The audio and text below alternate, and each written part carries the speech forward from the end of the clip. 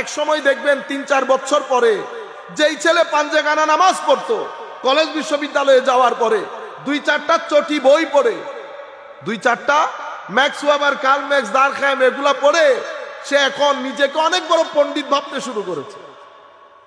কোন মুহূর্তে তার ভিতর থেকে আকীদা ড্রপ করেছে, পরকাল ড্রপ করেছে, দ্বীনের উপর তার আস্থা হারিয়ে ফেলেছে, তে বুঝতেও পারে নাই। তাকে আর নবী পর্যন্ত নিয়ে যেতে হয় নাই, প্রথম হামলার মধ্যে কাবু হয়ে গেছে। এটা মুফাসসিরিনে কেরাম, প্রত্যেক মুফাসসির, তাবারি বলেন, ইবনে কাসির বলেন, সবাই এনেছে। আখিরাত সম্পর্কে আপনাকে আপনার ধারণার গ্রিপটাকে লুজ করে ফেলা ঈমানের। এখন অনেক সময় হয় কি, আপনার এই জায়গায় যদি গ্রিপ লস করতে না পারে, লুজ করতে না পারে, তখন সে কালমার দ্বিতীয় অংশ শানের রেসালতের মধ্যে যায়। যেহেতু প্রথম অংশকে সে লুজ করতে পারে নাই, তো স্বাভাবিক দ্বিতীয় অংশ লুজ করতে পারবে না। তখন সে কি করে, সে আরেকটা টেকনিক অ্যাপ্লাই করে। সেই টেকনিক কি? সেই টেকনিক হচ্ছে উম্মতের সাথে নবীর সম্পর্কটা দুইমুখী। কয়মুখী?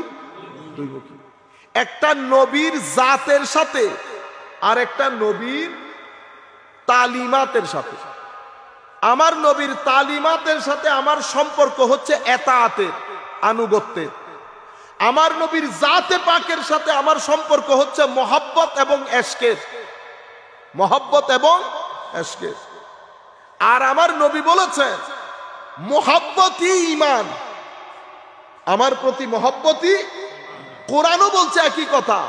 হাবিব বলে দেন আপনি তাদেরকে, তারা যতক্ষণ তাদের সামগ্রিক বিষয় থেকে, ঘর বাড়ি, ব্যবসা বাণিজ্য, পরিবার পরিজন, সবকিছু থেকে আমি এবং আপনাকে বেশি ভালো না বাসবে, তাইলে ভালোবাসা আমার নবী তো হাদিসে পাকের মধ্যে। এই জন্য ইমাম বুখারী থেকে শুরু করে বড় বড় মুহাদ্দিসিন হাদিসে পাকের মধ্যে যখন চ্যাপ্টার রচনা করেছেন, চ্যাপ্টারের নাম দিয়েছেন কি? আমার নবীর প্রতি মহব্বতই ঈমান।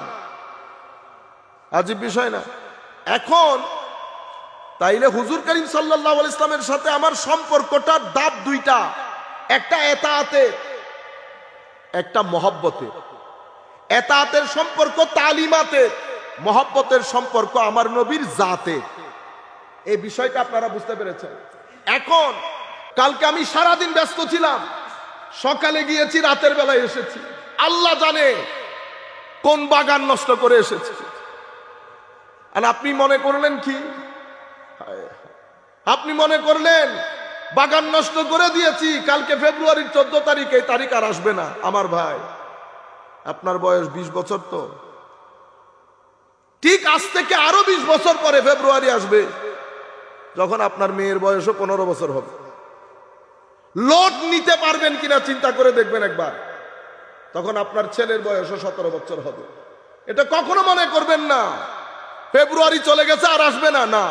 যতক্ষণ পর্যন্ত শ্বাস নেবেন ফেব্রুয়ারি ঘুরে ঘুরে আসতে থাকবে, ফেব্রুয়ারি ঘুরে ঘুরে